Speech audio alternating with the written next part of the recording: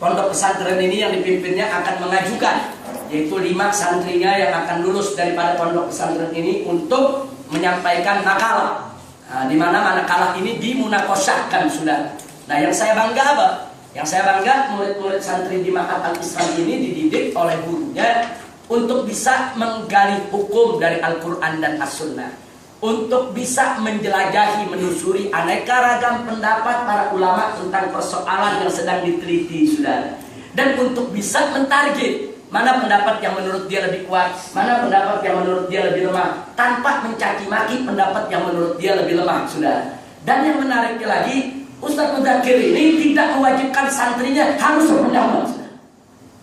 Anda punya pendapat mau beda dengan Ustaz Muzakirnya juga boleh. Ini, saudara, namanya mendidik santri, diberikan wawasan, diberikan kesempatan berpikir, diberikan kebebasan untuk menggunakan ilmu pengetahuannya. Ini tradisi sangat bagus, dan tradisi semacam ini harus dijaga, saudara. Nah, jadi sekali lagi, nah ini yang perlu saya sampaikan. Jadi jangan mudah menuduh lah. Kalau Ustaz Muzakir ini tidak mengkafirkan Syiah, jangan langsung Ustaz Muzakir dituduh Syiah. Saya ada yang datang ke tempat saya, Habib Rizik, ini Ustaz Muzakir udah jadi Syiah, bagaimana, kapan kita perangi Ustaz Muzakir?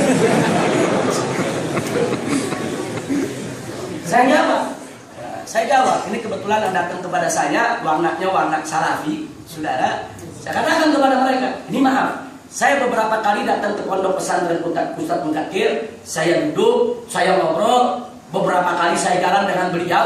Kalau menurut saya, Ustaz Muzakir bukan Syiah, Ustaz Muzakir itu Wahabi, Salafi kayak Anda. Dia bingung, loh, saya lihat kok orang sholatnya di masjidnya, saudara, itu dengan ada banyak santrinya dalam sedekah, saudara, tidak diirsal dalam Syiah, batal itu sholat sedekah. Wah, saya sholat berjamaah di sini, itu jamaahnya waradhalin masih baca amin, baca nggak amin? Baca amin. Tadi kan kita dengar aminnya, sudah. Itu dalam mazhab Syiah batal itu. Kalau pakai amin disuarakan batal. Nah, berarti di sini sholatnya batal semua, karena di sini Syiah semua, sudah. Jadi saya katakan jangan gampang nuduh lah, jangan. Kalau Anda berbeda pendapat dengan Ustaz Muzakir, itu urusan Anda. Tapi jangan gampang nuduh Ustaz Muzakir sesat, Ustaz Muzakir ini Syiah, Ustaz Muzakir enggak. Ustaz Muzakir tidak mengkafirkan Syiah, ya, bukan tidak punya alasan, saudara. Karena dalam Sahihul Bukhari dan Sahih Muslim banyak perawi-perawi dari Syiah yang dipakai riwayatnya oleh Imam Bukhari dan Imam Muslim.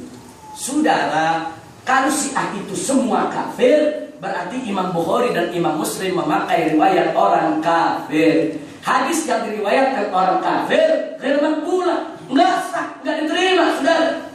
Nah, karena itu menurut saya Syiah yang diriwayatkan oleh Imam Bukhari dan Imam Muslim bukan Syiah yang hulat, bukan Syiah yang sesat, tapi Syiah yang muslimun, yang tasyayyu', yang menunjukkan munasarahnya li Ahlul Bait, tapi tidak menyimpang akidahnya. Dengan kata lain, itu bukti ada Syiah yang tidak kafir, saudara. Karena kalau Syiah semua kafir, berarti semua riwayat perawi Syiah yang ada di Bukhari Muslim itu riwayat orang kafir, tidak sah kita pakai, saudara. Dan itu berarti serangan terhadap Imam Bukhari dan Imam Muslim.